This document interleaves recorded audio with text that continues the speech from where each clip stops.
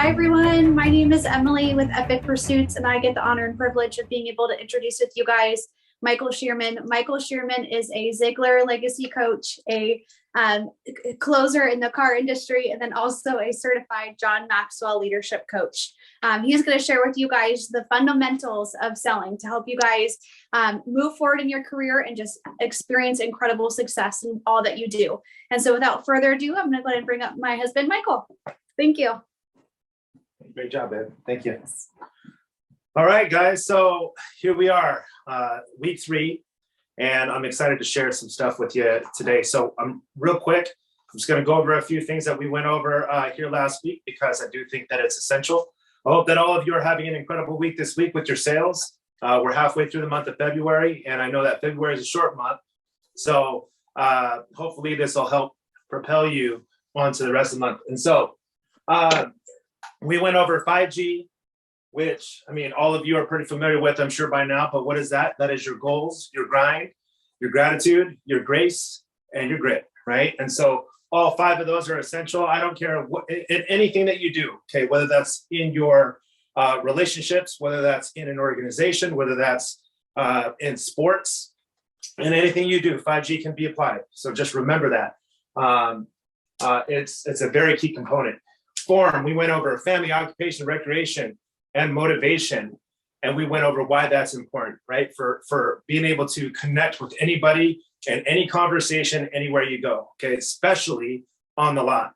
Now, form is something that we're gonna go over tonight. Again, and the reason why we're gonna go over form is because we're gonna be talking about the lot walk and the service drive and how important those fundamentals are for you in your careers. Before we get into that, I want to talk about some of the concepts that we're bringing to light here. Okay, we've talked about integrity-based sales and exactly what that is and why that's important. Now, just remember, this isn't just important for your customers. It's not just important that your customers learn to trust you. It's important that you learn to trust you as well. And what do I mean by that? Well, when I first got in the car business, I was dressed kind of like this. Okay, and I remember going to my my very first interview. And man, that interview was crazy because here I was, young 20-year-old kid, and with a twinkle in my eye. I actually had braids in my hair. I had braids in my hair. I had tattoos in my hands. I'm sitting in front of the general manager, along with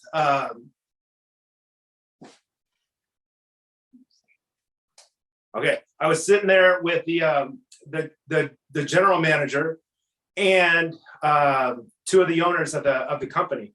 And they had asked me, they said, have you ever sold anything before in your life? And I remember telling them, well, when I was 8 years old, I sold golf balls. And by the age of 12 years old, I was selling drugs on the streets. And they laughed in their seats, they were rolling. But here I was with a tie on, thinking I was going to be like, man, this is a profession, right? Like I have a professional job. I'm wearing a shirt, tie, slacks. I was fired up, 20 years old. And when I soon got in the car business, I found out that the customers didn't see me the way that I saw myself. I saw myself as a person entering into the automotive industry and a profession that was respectable and integrous. Well, come to find out, this is actually what the customer thinks of us. Okay, so this right here is a stat from Forbes. And what their statistic says is that 44% of consumers actually think poorly of their car salespeople. Isn't that crazy? 44%. They got us right next to politicians, guys. And to me, I think that's insane because I think most of us, we mean well, right? I do. I think most of us mean well. And so I want you to write this down. And I want you to think about this because tonight, I really want you to reflect on what we've learned in the past couple sessions, because today is mindset and attitude. And we're going to be talking about the attitude and mindset and the lot walk and the service drive, okay? I'm going to briefly hit mindset and attitude because the very first 2 sessions was all about mindset and attitude, okay? But write these things down. What do you think your employer thinks about you as a car salesman? What do you think, okay? And I'm going to give you some stuff that I've heard. They're lazy, they're complacent, they don't show up on time, and they're unaccountable or unreliable, okay? This is something that I hear from managers and general managers and so forth, okay? Now, if you're the top performer, they probably don't think all of those things about you. But what do you think the customer thinks of you? Well, we just saw that right here on this stat. That's what the customer thinks about us, okay? Here's another thing. How does your family see you? Okay, whether you're, with a significant other, whether you have kids or anybody else in your family, how do they see you as a car salesperson? Few answers to that I've gotten is, daddy's never home. Daddy's always gone. Daddy's always working. This, that, and the other, okay? But is that because they don't know what you're doing, right? So how your family sees you is kind of important. How do you see you? When you look in the mirror, do you feel proud? When you put your head on your pillow at night, do you feel like you've accomplished something? I think these are important. So I'm going to tell you a quick story. So this guy, he's doing his job, he's at work and he's fine tuning some stuff in his office, and his kid comes in, runs in and says, "Dad, come on, let's go play catch," right? He's got his mitt, he's got his ball, he's got his dad's mitt, he's fired up and he's like, "Let's go." And Dad's like, "Oh my gosh, well, I've got like a couple hours worth of work here, and what am I going to do?" And so he gets this bright idea. And he pulls out a map right out of a magazine, right? And he rips it up into a bunch of little pieces. Rips it all up. He says, "Here you go, stud. I want you to put this map together, this puzzle, and when you're done, we'll go outside and play catch." And the kid looks down and he's obviously a little discouraged. He didn't even know what that map looked like. But he leaves the room and he goes to get it together. Now, Dad is thinking, well, I've bought myself at least 2 hours. And so he gets back to work, right? He's grinding here, he's doing his job. And no longer than 20 minutes later, his kid just comes running in. Dad, I've got it done. Check it out. Boom. And he turns around. He's like, "There's no way.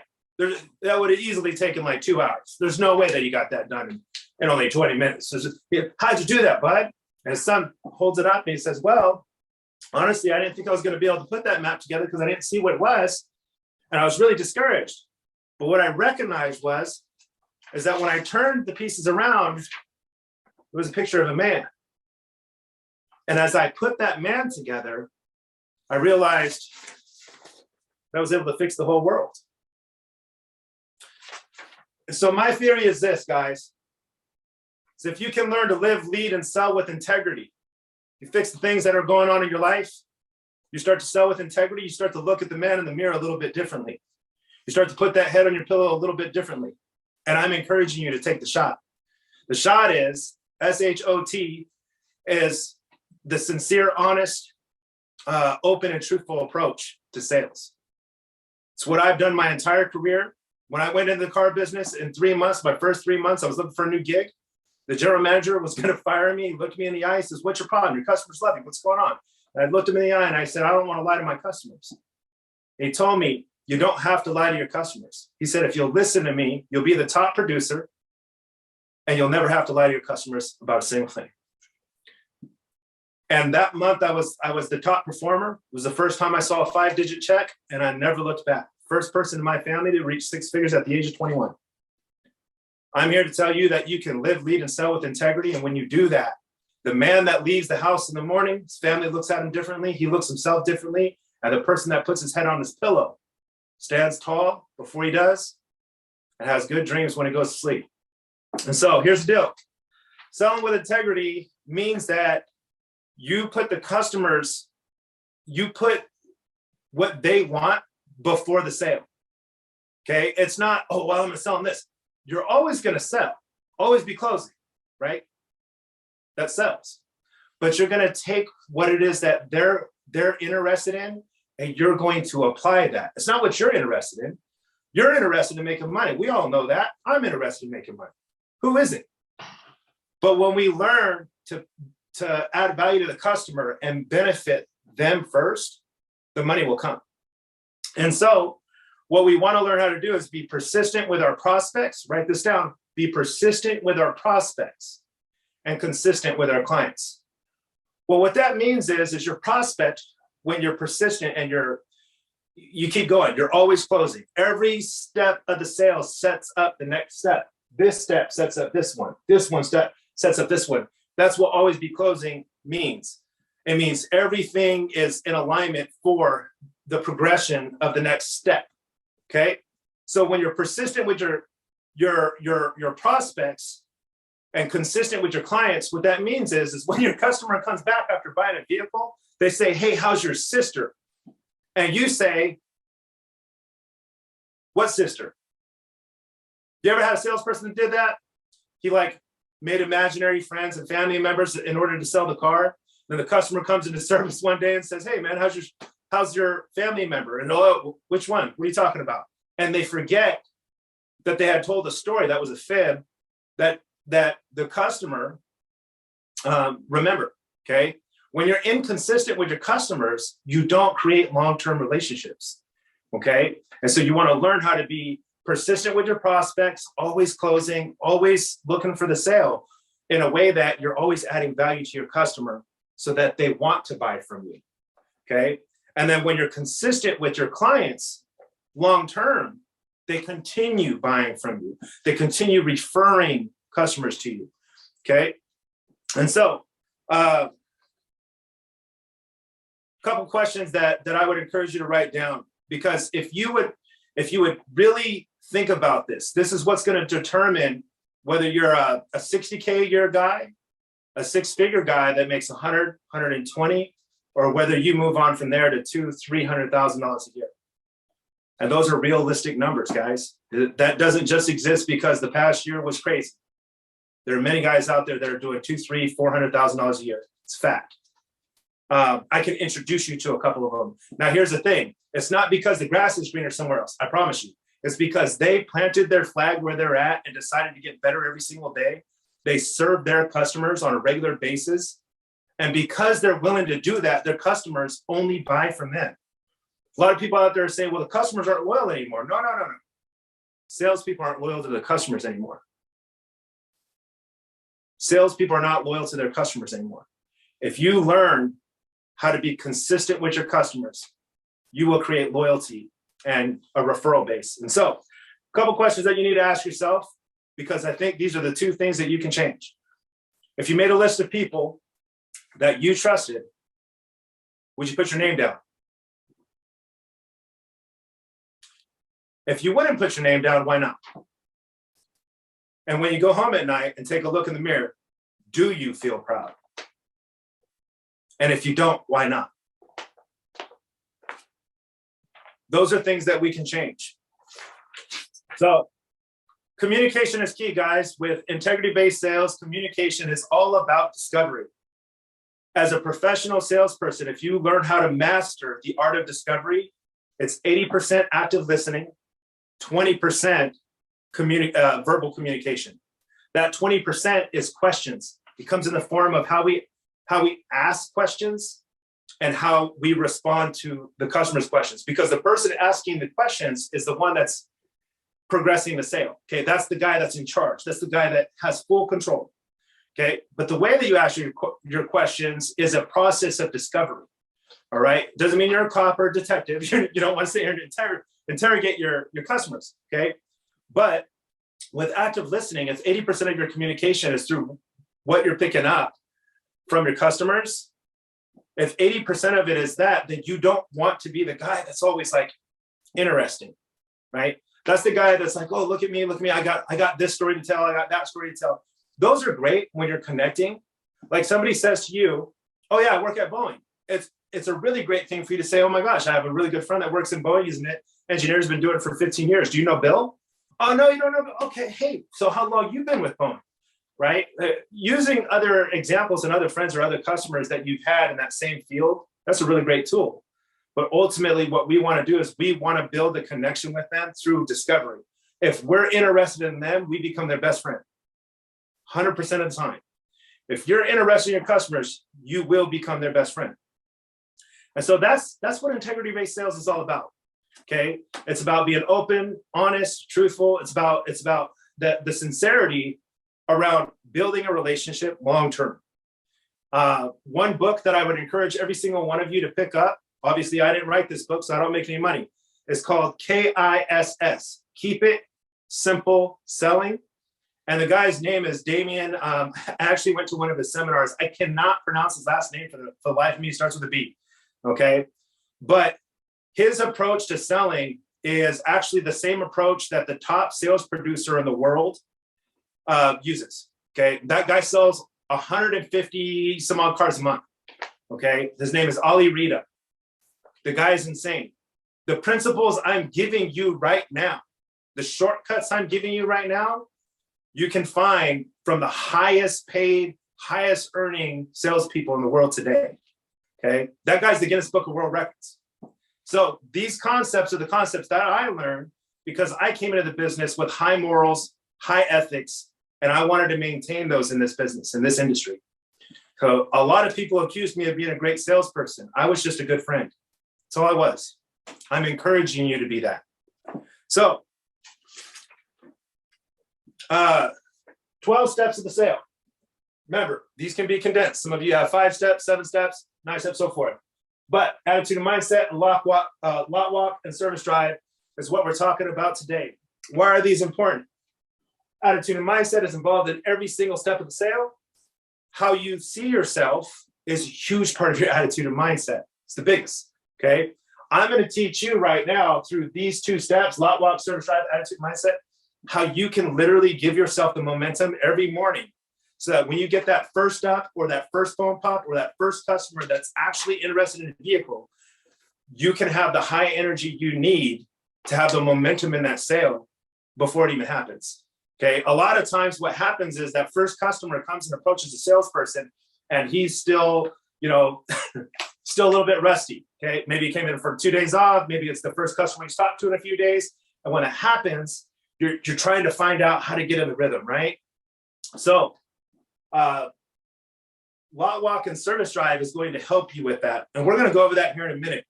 So there are 3 things that are really important that you sell in the process of the sales process. Those 3 things are yourself, the vehicle, and the dealership. You have to sell yourself because the customer will always buy off on you long before they buy off on the vehicle or the dealership. Okay. Most of the time when a customer comes in, I mean, these times have been a little bit weird, right? Because of supply and demand. But most of the time when a customer is coming in, they really don't have any idea what they want. They're 100% sure of what they don't want. It's kind of like you and I, right? We go to McDonald's and we've already eliminated half the menu. Chicken or beef? I'm not chicken tonight. I want beef. So we know we're there for some form of a cheeseburger, right? Eliminate half the menu. Okay. So these customers know what they don't want. If the customer's there, they know they don't want a minivan, right? And so we've got to be interested enough to find out, well, what it is that they do want and sell them on what they already want. Right. So, but they do that because we befriend them. That's what happens when we sell ourselves. The way that we sell ourselves is by being interested, not interesting. Be interested, not interesting. Okay. Be interested and not judgmental. See, a lot of times people are judgmental. What do they do? A customer says, oh my gosh, I have bad credit, right? Now, obviously, if you're at a buy here, pay here used car lot, that's probably an important piece of information.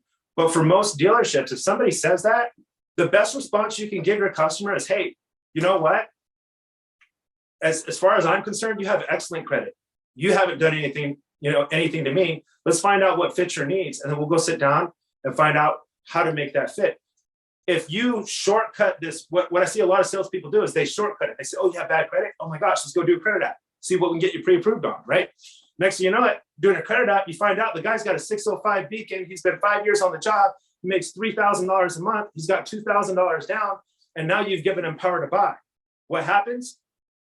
Now your customer is encouraged. He's like, oh, wow, it's not as bad as I thought it was. Now I can go buy a Mercedes. Now he's leaving you, right?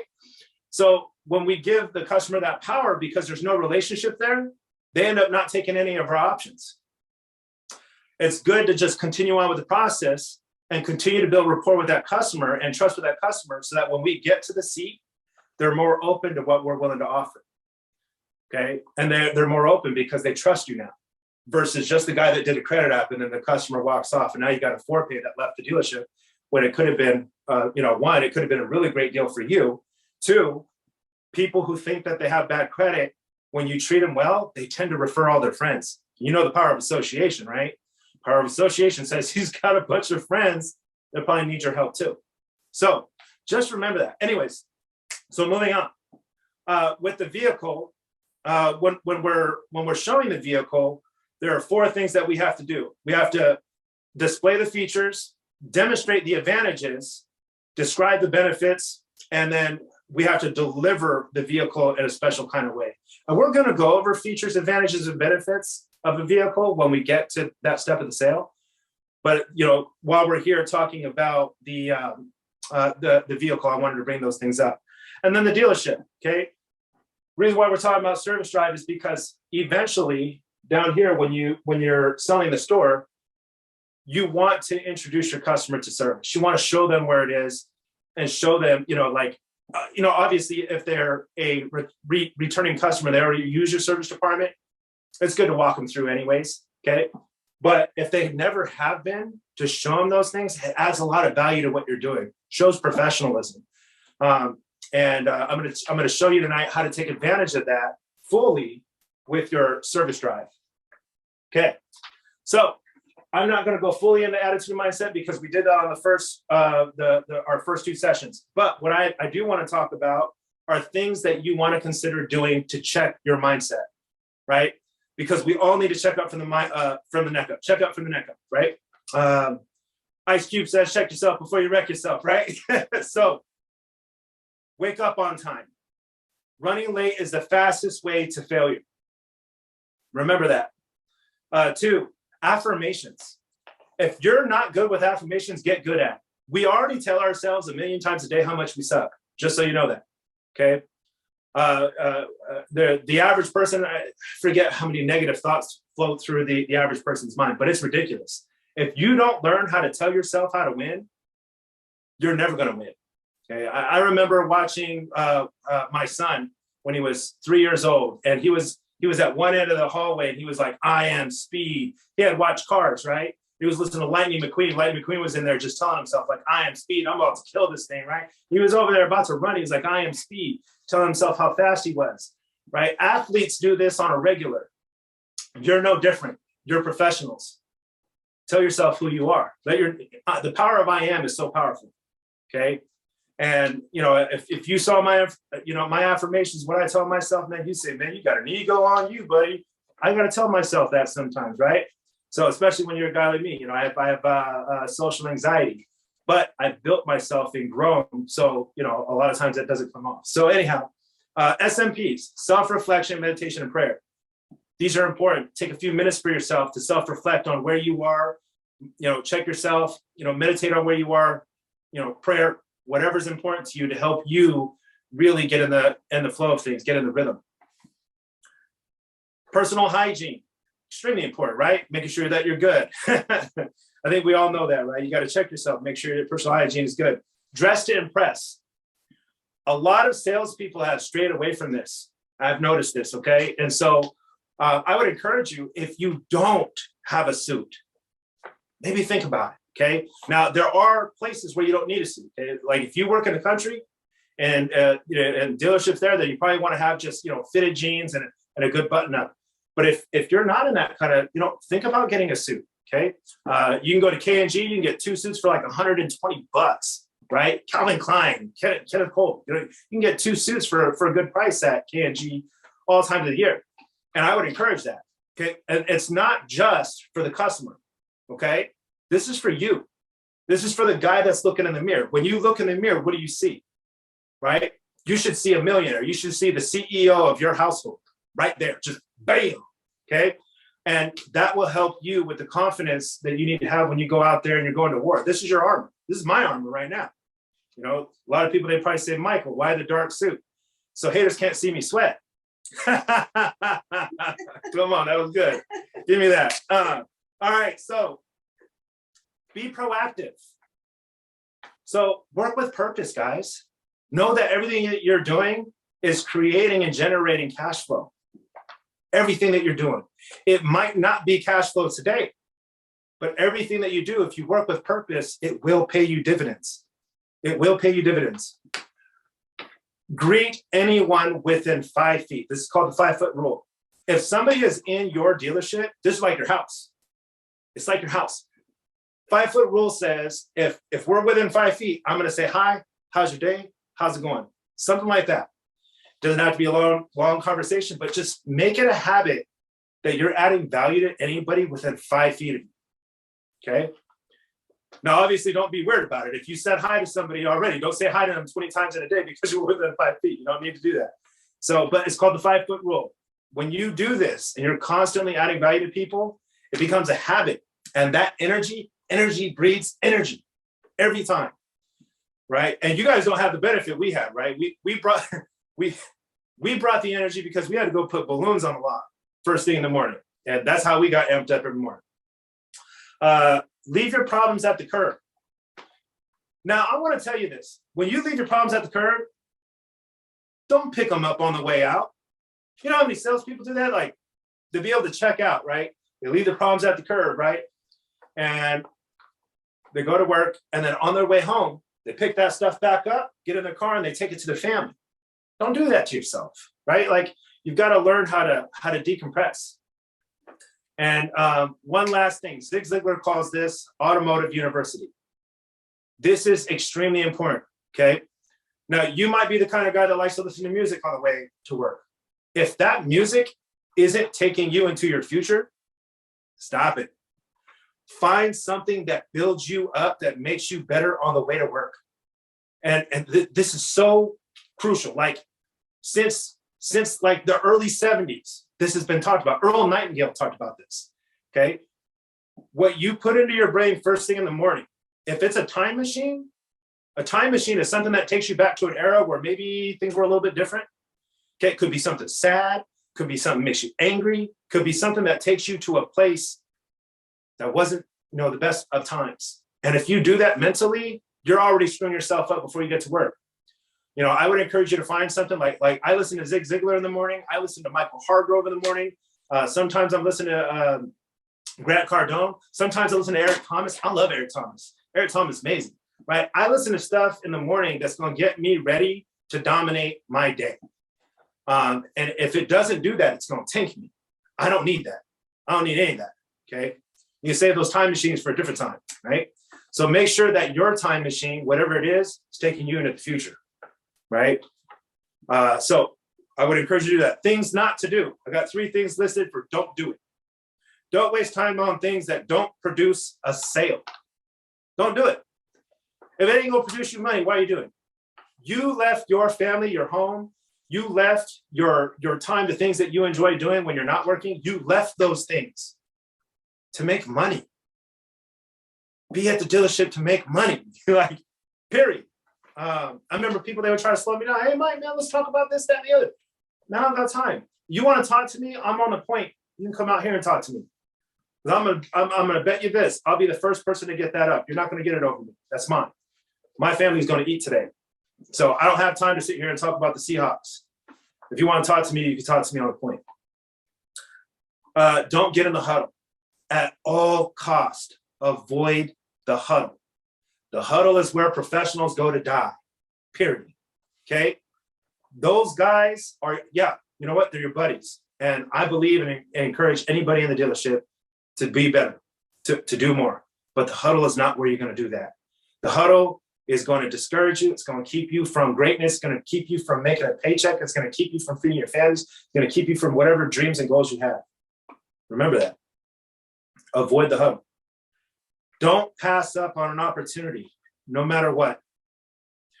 Do not do it. How many times have you seen that guy that took that up at a quarter to the time it was time to clock out? You came in the other day and found out he made $8,000 in front-end gross profits. Don't pass it, man. Don't be the guy that's ready to clock out. Never be ready to clock out until it's time to clock out.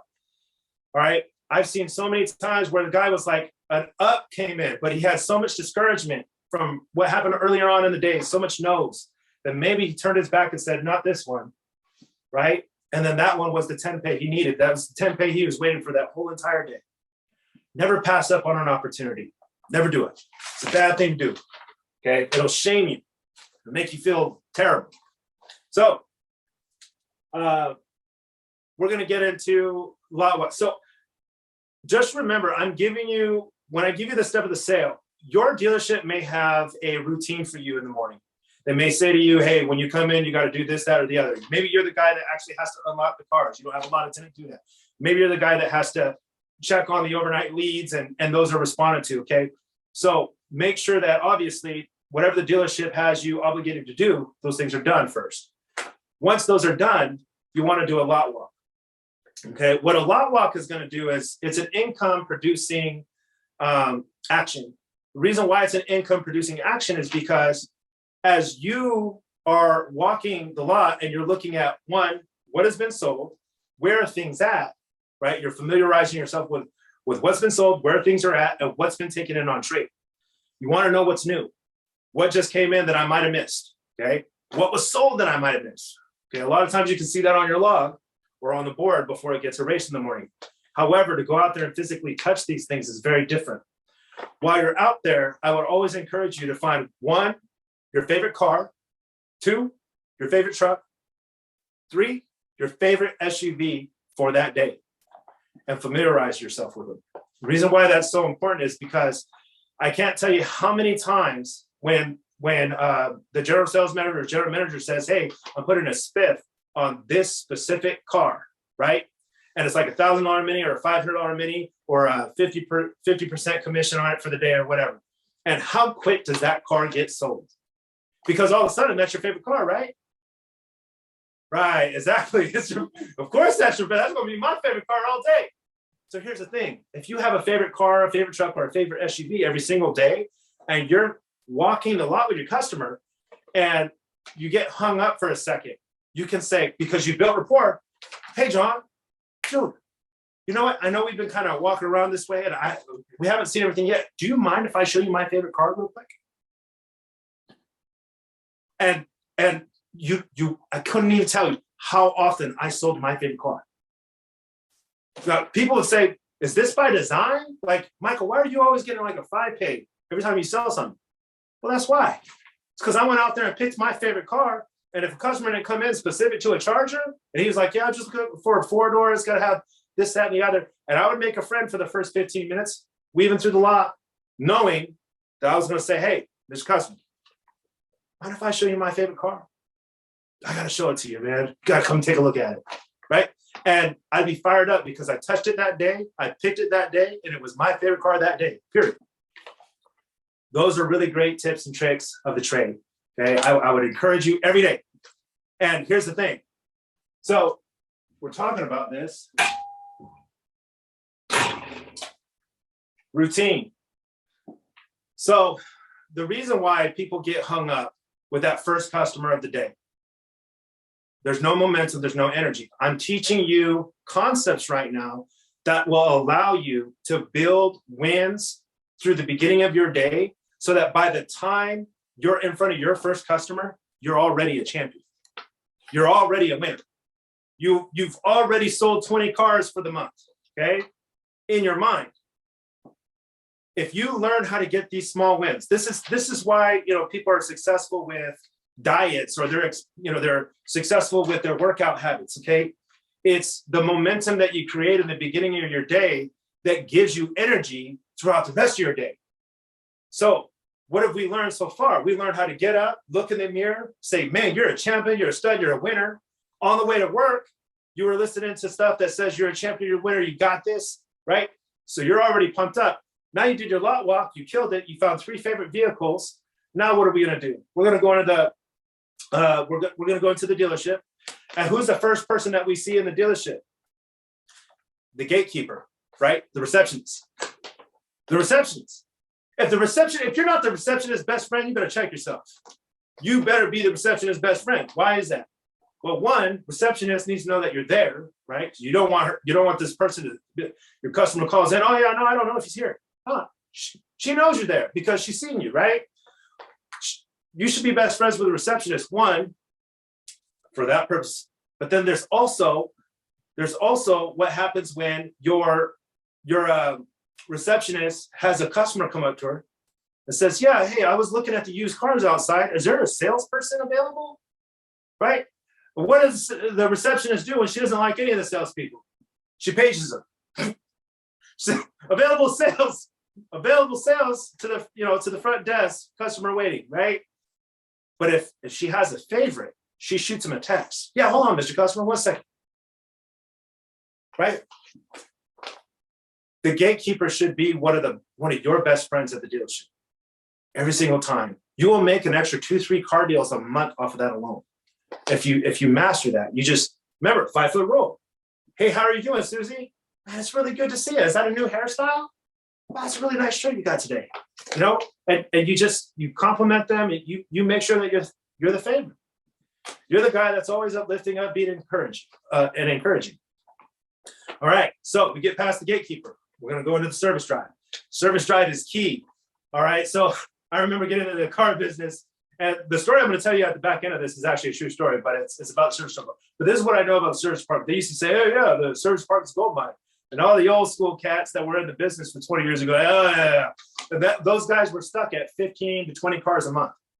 And here's the truth. They were stuck at that because they didn't learn how to master follow-up. They didn't learn how to master the service drive. Well, the service drive is where you're gonna meet you're gonna meet friends there. People who come there every 2 or 3 months to do their oil change. They're loyal customers. They're willing to talk to you because they know they're not there to buy a car, right? The pressure is off of them. And so when you get to go in there and talk to your service customers, you're going to make a friend, but they're not the number one priority for the service drive in the morning. Number one priority is to find out who's working in service that day and you make a friend with them. How often does a service writer go to the desk manager and say, hey, I got a guy that's got a blown motor. He can't afford to fix it. I think he might be interested in a car. Would you rather that service writer had come to you or go to the manager? And then the manager spoons it to the guy that you're in competition with. Am I right? I'm right? Okay, so if you learn how to communicate with your service writers every morning, you just go, hey, how you doing today, Joe? Man, it's really good to see you. Right? And you get to know them, you get to form. Remember, we learned about, well, it's on the other side of the board. We learned about form, right? We start building relationships with the service writers and the parts department while, just every day incrementally. Hey, Joe, man, I noticed that, we've been working together, what, a year now? And I've never even really said hi to you. How you doing back here? How are these things going, right? Because the service department's been a very different department here in the past couple of years with, supply and demand shortages. And so just chopping it up with them, getting to know them, building a relationship. This is your colleague, right? And they make really great friends. And you can really learn to play off of each other. The service department is a gold mine because they're going to see more customers than you see. And when they get a customer that has a broken vehicle that can't afford their bill, who do you want them to come to? You. You don't want them to go to the manager. Manager's going to spoon it to somebody that you don't like right now. Oh, that's funny. It's true, though. You know it. You know that's true. So, all right. So, what are some really great things that you can do when you're, working on the service department? So, obviously, communicating and connecting with your service writers. Okay. What are some great questions, though? How do you start conversations with the service customers that they're sitting in the waiting area? Well, the first thing that I would encourage you to do is learn how to target. Right? I have a rule for myself anywhere that I am. So if I go to a grocery store, for instance, I'm going to give you an example. If I'm at a grocery store, I'm never there just to buy my groceries, ever. I'm never there because of broccoli. Okay, I'm going to get the broccoli, but I'm also there to let somebody know that I'm interested in that everywhere I go.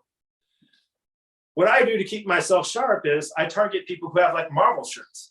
Okay. If you have a Marvel shirt or a Marvel hat or a Marvel anything, I'm gonna say hi. I'll see you clear across the way, and I say, "Oh, Incredible Hulk, I see that, and I'm coming for you," just like that.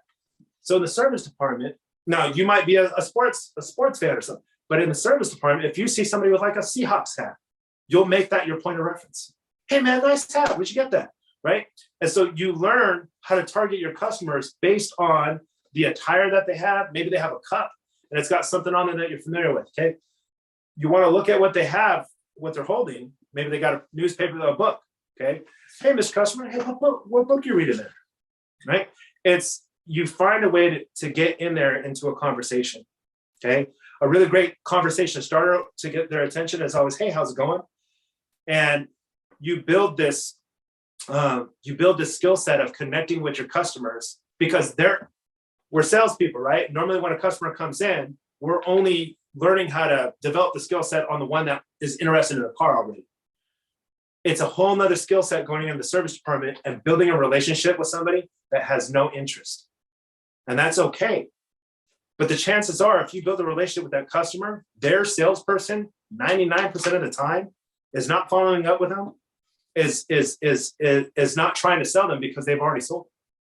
You want that sale.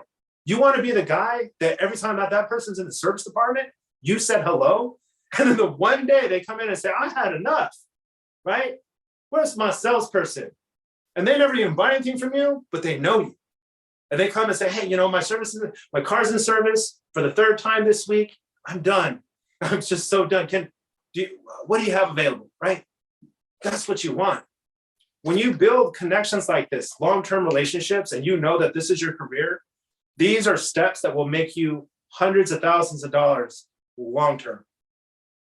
So what are we talking about? Observe and identify interest in the customer's attire. Observe, identify interest in their possessions. Be interested, not interesting. Be curious, not judgmental. Have fun, because they already trust us. They already trust us. They're there. They're in our service department. They already trust us. They're not under any pressure. You can have a conversation. And when you do these things on routinely do these things, before you ever even get to a customer that wants to buy a car, before you even get to them, you're going to feel like Superman, because you already conquered everything in your routine. You can check that list off. You can say, man, I already told myself who's going to win today. I'm going to dominate. Look at that. I already listened to my Eric Thomas this morning. Maybe I'll listen to Michael. I don't know. You listen to somebody, right? Somebody told you was a winner. You listen to yourself, tell yourself you was a winner. I did my lot walk, found 3 favorite cars. I said hi to the receptionist, made her day. Said hi to my friend in the service department, made his day. I talked to 3 service customers, made their day. By the time you get to that first customer that's interested in a car, you're already like, man, I won. I've already won today. This is all mine. This customer is going to buy from me today. I'm a winner. Look at that, right? And you've built yourself into this person that is going to make the sale. See, Zig Ziglar says, with integrity, you have nothing to fear because you have nothing to hide. And I tell you that if you sell with integrity, you have nothing to fear because you have nothing to hide. You're doing things the right way. And if you all those steps of the sale, if you follow this process through each step of the sale, by the time that you get to the write-up, you put that pencil down, the answer will be yes. See, overcoming objections, which you're going to learn here today, because you should have a few of those, right? For sure. But overcoming objections is the shortcut to teaching you not how to actually sell through all the steps. This is, hey, if you didn't make a relationship with your customer and you have to overcome this because they don't trust you, you need this, overcome objections, okay? Most objections can be overcome by just being their friend. My wife, she's a victim of this, big time, okay? She feels so bad asking somebody for a discount when they've earned her business. 100% of the time. That's most of your customers feel that way. They're like, man, this guy is awesome. He's treated us so well. You know, I know we came in here, wanted to be at 400 a month. He's got us at 435. Let's just say yes. He's so awesome. I can't make this guy feel bad today. Could you imagine that a good person would actually want to do that to you after you did everything for them, right? Like most of the time, people are comfortable doing that because you missed something, okay? Or they really did come in for 500 a month. And you're sitting at $1,000 a month because they were a 400 beacon. You know, like, you know, okay, let's face it, that can happen, okay? Right? So unrealistic expectations. All right, so energy creates energy, guys. I want you to remember this. Energy creates energy. And every step that I've given you today, these are energy creating steps. When you create this energy in your life, I'll tell you this, man, you will not ever have a day where you feel drained. I mean, you can eat 5 donuts in the morning and you can totally drain yourself, okay? Okay, you can carve out. But these things here, these are principles that will build you up to be the conqueror of your day. 100%. Remember what I told you. You're professional salespeople. You hear no and you get rejection more than anybody else in the world. Period. This is how you put on your armor. I'm giving you the keys to putting on your armor that can deflect that stuff every single day. So that when you go home, you're not bringing home baggage. You're coming home, you're like, psh. Maybe you only got a half car, maybe you got one car, maybe you got 3 cars, maybe you got no car, but you still go home saying, yeah, I did that. I did what it took. So connecting with the dealership, that's the whole point of the lot walk and the service drive, okay, is to connect with your dealership, to be a part of it, to be a working component, right? To be oiled and greased up so you're not squeaky, you're working it, you're running it. And when you do that, oh my gosh. So Tom Matson, he was incredible. One of the most amazing men that I ever worked for. When Tom Matson Dodge used to fly his helicopter and land on top of the dealership. And he retired, I think it was like over $800 million he had in the bank. Okay. Now that boy was rich, but he used to look at every person in the dealership, not just the customers, but every person. He would put a dollar sign on top of their head. And he would come out and he would say, hey man, is that customer's money not green? So just have that concept in your mind that everybody in your life, their money is green, right? Their money is green. When I go to the grocery store, and the reason why I keep myself sharp and I'm always talking to people and building relationships in my community is because all of their money is green, right? Now I do want to add value and I do want to serve people. That's what I live for. That's why I choose to do what I do. That's why I choose that, okay? But everybody's money is green. When you understand that concept and you go out there and put that out into the world, you get that back. So connect, be a part of your dealership. Number 4, create revenue relationships. When I teach you about receptions, what do we learn about creating relationships with your service writers, right?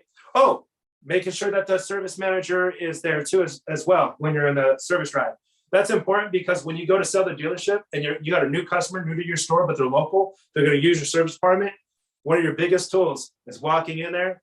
And then you have John come out, right? The service manager, he comes out and he's like, hey, how you doing? And you're like, oh yeah. So I just wanted to introduce you to Mr. and Mrs. Customer here and show them our service department. And he'll give them a pitch and he'll welcome them and they're going to feel incredible. Right? For you, you're there every day. So this is like, man, this is lame, Michael. What are you talking about? You're there every day. To them, this is new. And so to them, this is a different experience. You ever been to Nordstrom and got the actual Nordstrom experience? It actually blows your mind when you do like they shine your shoes and everything. And you're like, man, but that stuff was just on the shelf. They were like, Brandon, I got you, bro. And they just, they squeak and clean them up, man. It's like, but that's the experience you want to give your customers. You make them feel this way. When they leave there, they feel like $1 million because they're not getting that everywhere else. They're not getting that experience everywhere. And they haven't even bought the car yet. They were just introduced. So those are just great concepts to hang on to. All right, so we're about to wrap up. And obviously, if you have questions, my wife is going to get those up to me. But I want to end with this story here real quick, okay? So years ago, I was in the service department. And there's a guy who was walking around the Z06, 505 horsepower, 2006 Z06. It's the very first one to hit the state of Washington. It was red. Okay, we had it on the showroom floor. This guy who's walking around, I'm like, man, I'm about to go over here and sell this car, right? We have a $20,000 adjusted market value.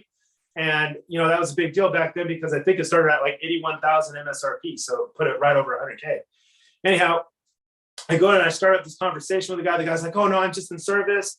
And I was like, oh, thank goodness. I gave my pitch, made him laugh. But here's the deal. We ended up talking. Come to find out, he bought his dream car, his Chevrolet Corvette, right off the showroom floor back in '84. Okay. It was in the service department with right around like 4,000 miles. Okay. And he's like, I don't know what happened to it. It's got some problems, et cetera, et cetera. And he's like, but it just wouldn't start this morning. And so, but he told me about how he went in there. He's like, nobody even had to sell it to me. I saw this car. It was beautiful. It was meant for me. It had all the bells and whistles, everything I ever wanted. And so he bought it. Service writer comes out and he says, Mr. Customer, he says, all right, so we found out the problem. You need a brand new engine. And the customer's like, no, no, the car's only got 4,000 miles. What happened? And he's like, well, there's something wrong with the oil. Sir, when was the last time you got an oil change? He's like, I've never had an oil change. It only has 4,000 miles. And service provider said, excuse me? It's like, yeah, the owner's manual says every 5,000 miles, you get an oil change.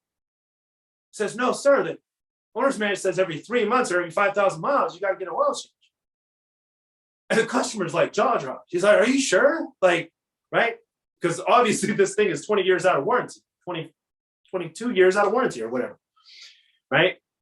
And so he says, so he's like, he's trying to find, a way out of this, but there's no way, right? So anyways, this is what I want to tell you about that. So he didn't put any miles on it, barely drove the car, right? Would you guys agree that he probably should have maintained it well? Yeah, I agree, he probably should have maintained it well. Would you agree that he should have put some more miles on it? It's a Corvette. I think so. I would have been driving that thing like crazy. So here's the deal. You guys are in the greatest career in the world, in my opinion. High commissions, you don't pay for any of the overhead. They pay for the advertising, they get the customers in front of you. Okay, all you got to do is work your fanny off, and you can make an incredible income. You see every light on paper in the car business, every single one of them. Credit app after credit app after credit app. Do you see anybody doing better than a professional car salesperson? No. You might see the guy at Amazon with a 10-year degree finally come in with $200K a year. Okay, but you're not seeing them actually do better than a guy who doesn't have to have a degree. Literally, if you're a top performer, you get to pick your schedule, right? You can pick your life as a top performer in the car business. Nothing better. All the bells and whistles. You have the best vehicle to get to your dreams and goals. Be out there burning rubber, 120 miles an hour, and drive that thing into the sunset. You guys got this. Okay, the grass ain't greener anywhere else. Where you're at, you can make it happen. I've seen it everywhere. Okay, anybody can go out there and make a good living in the automotive industry if you're willing to fight for it. So I'm going to answer any questions. You had a question? Yeah, John said, what are your tips for making cold calls? Tips for making cold calls. Okay, so cold calls. Well, so are you cold calling from, now that's going to be quick. Are you cold calling from a service list? Are you cold calling from a manifest list? Are you cold calling from the lost leads of salespeople that are no longer there? That's the question. It's typing. Okay. While you're typing. Or all of the above. All of the above. Lost leads. Okay, so lost leads. I think that what I've always enjoyed doing when I'm calling somebody that I've never talked to before, that has either done business before with our dealership or has put in for information before, what I like to do is call, and if I don't get a hold of them right away and it goes to voicemail, I call, I leave my name, and I say, great news. Great news. This is Michael with ABC Motors. Call me back at, and then the number, right? And I always lead with great news, because if they're interested, they're going to call back, right? Like the thing about great news is if they're interested in anything at your dealership, they'll call you back. And I've always enjoyed that approach. Something that I learned years ago. If you get a hold of them, you say something like, hey, John, this is Michael at ABC Motors. Did I catch you at a good time? They'll say something like, yeah, I got a quick minute. Hey, I saw that you put in a lead here for us about 3 months ago on a 2014 Honda Civic. Are you still interested in a vehicle like that? Right? And then you just open it right up. Are you still interested in a vehicle? Right? And when they get back to you, they're either going to say, no, I already bought someone somewhere else. No, we decided to hold off. If you get anything outside of we bought somewhere else, oh, you decided to hold off. Okay, hey, what changed? What changed is the best question. I love that question, right? Because what changed? Did you go to a different dealership and they shot you down? Right? We want to know why that mindset. If they didn't buy anything, that means they're still a buyer. So does that help you, John? A little bit? Yep. All right, cool. So yeah, cold calling is fun. And also that great news also works when a customer has put in a lead or called in and they're soliciting information from you, but then they don't call you back. Never give it all to them. Like text, call, whatever. When you call it, if it goes to voicemail, hey John, great news, it's Michael, give me a call back. Boom, right? Like you want them to call you back so you get a shot. You want that shot. So, all right. Anything else? Nope, that's good. All right, guys. So we finished in good time. I want to let you know that I appreciate you. I believe in you guys. I know that what I have to offer you is going to help you a ton. Okay, believe it will. Work on the things that I've talked about here. You can live, lead, and sell with integrity. I promise. And not only that, it's going to feel good to your customers who keep coming back and spending money with you. We were looking at some old stats. A friend of mine who's still in the car business, and we were looking at some old stats, and it was like, the profitability really does go up when you serve your customers right. You serve them well, and that profitability will stay climbing. Okay, because they're willing to pay you for who you are. If you're willing to treat them with respect and integrity and be interested. Cool. Cool. All right, guys. Well, thank you so much. I appreciate you. Go out there and kill the rest of this week. Have an incredible weekend. It is a short month, but you can dominate, okay?